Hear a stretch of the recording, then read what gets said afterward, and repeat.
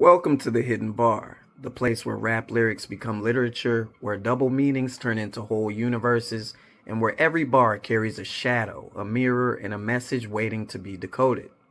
Today's episode is called Why Clipse Deserve a Grammy. And here's the crazy part. I'm not basing that on the album, not on the verses, not on the introspective storytelling, not on the biblical metaphors, not on the coded moralities.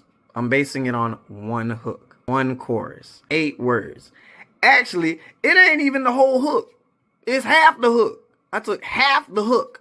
And this is why I'm going to tell you that the Clipse deserve a Grammy. Okay? Because when a group can pack this much density, this much layered meaning, this much cultural weight into just the hook of one song, that's a level of writing that most artists can't even reach in an entire album. The couplet we're decoding today. Choke my neck, nigga, and ice my bitch. Beat the system with chains and whips. On the surface, it sounds like a simple flex. Chains, cars, jewelry, bravado. But underneath, this one couplet is dealing with luxury symbolism, historical trauma, slavery inversion, sexual dynamics, power structures, capitalism, survival alchemy, psychological suffocation, and generational transformation. All inside 2 lines. Okay? If I can make a full breakdown episode just off the hook, imagine what the Clipse are doing inside the verses, inside the album, inside the duality they embody together. So today, I'm breaking down this chorus word for word, layer by layer, to show you exactly why the Clipse didn't just make a great album, they made a Grammy-worthy piece of art. This is the Hidden Bar. Let's decode. Once again, the line. Choke my neck, nigga, and ice my bitch. Beat the system with chains and whips. Okay? Choke my neck. On the surface, it's just flex talk. Okay? This is just classic rap jewelry flex. Choke my neck equals put so many chains on my neck that they're practically choking me. Okay? Choke here equals overload of gold, diamonds, heavy Cuban links, stacked necklaces. But the secondary layers, there's a bunch of different secondary layers. The first of those is status and suffocation. Okay, what I mean by that is flexing so hard, it becomes a form of self-inflicted suffocation. If I'm so dripped out, I can barely breathe. Okay, symbolically, it's talking about success that almost strangles you, pressure, expectations, fame. Okay, another secondary layer. There's a BDSM/kink undertone, okay? The word choke instantly has sexual S&M energy.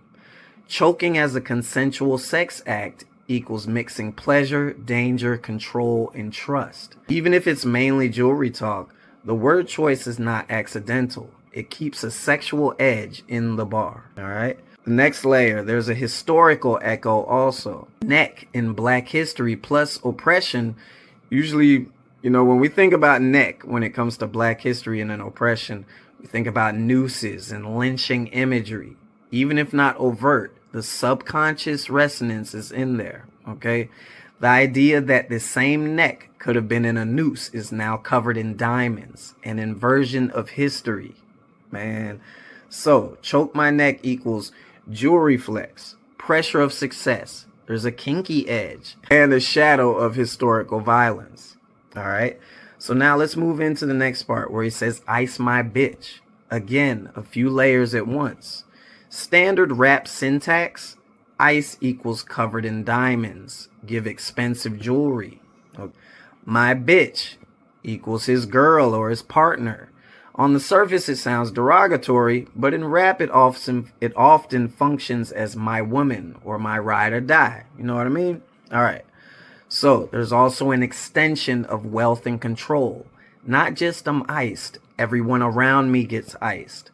My success spills over into my inner circle. It's also ownership coded.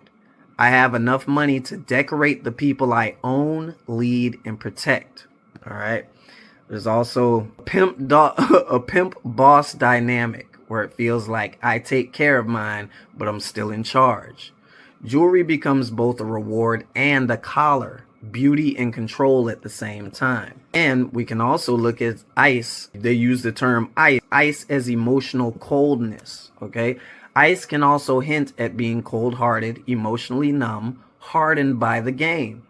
So the woman gets ice too, pulled into that cold world of status, danger, and emotional distance.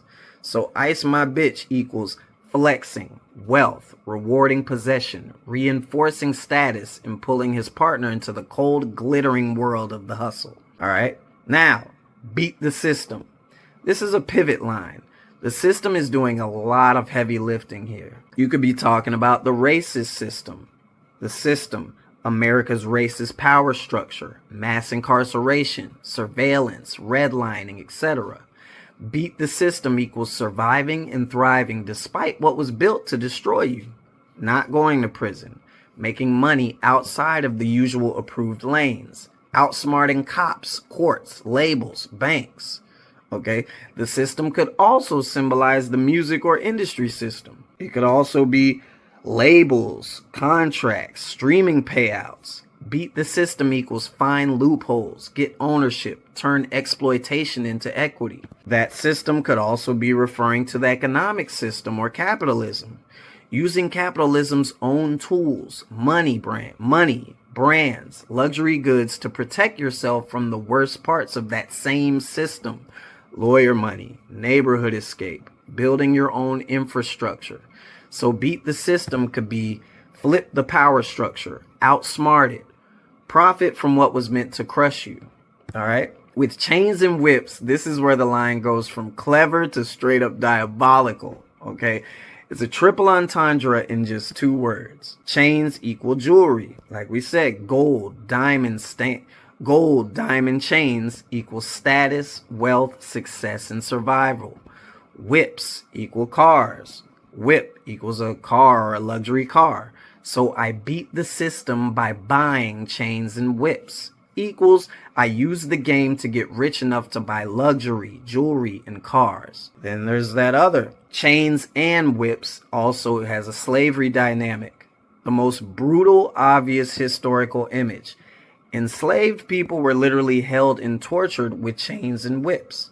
Now he's saying, I use chains and whips, money symbols, to beat the system that once used chains and whips to build itself. So in one move he's saying, I'm using the very same symbols, tools that once represented my ancestors' enslavement to symbolize my freedom and success now.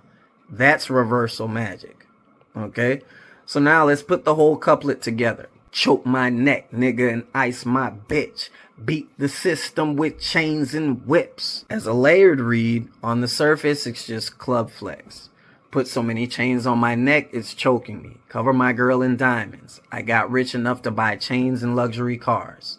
There's a historical inversion. The line flips slavery imagery. Okay? Back then it was chains and whips equal oppression. Now chains and whips equal wealth, mobility, power. He's saying I beat a racist, oppressive system by turning its symbols of torture into flex symbols. There's also a trauma luxury paradox. There's a dark paradox here where the system that enslaved black people built the wealth base of America. Now black success is often measured by access to the same luxury brands produced by that same system. So he's simultaneously flipping it on its head, empowerment, and pointing to how we're still playing inside their game, which is a critique. Okay? Sex, power, and control. Choke plus ice my bitch plus chains and whips equals S&M language. Dominance, submission, pain, and pleasure. There's an undercurrent of all of this. Money, sex, violence, history is one tangled power game. Okay? There's also a layer of survival alchemy. On a spiritual metaphorical level, it's alchemy.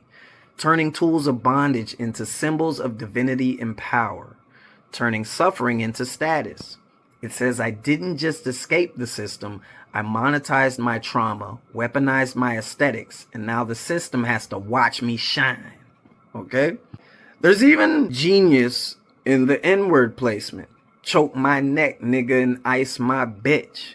That word right there, it makes the bar intimate and in-group coded. He's not talking to the world. He's talking to someone who speaks his language. It adds aggression, camaraderie, and emphasis. It's like saying, do this for real. You know how we do. You feel where I'm coming from. It's like that, the lingo when we're speaking amongst us. All right. In the context of the slavery chain imagery that follows, it deepens the tension.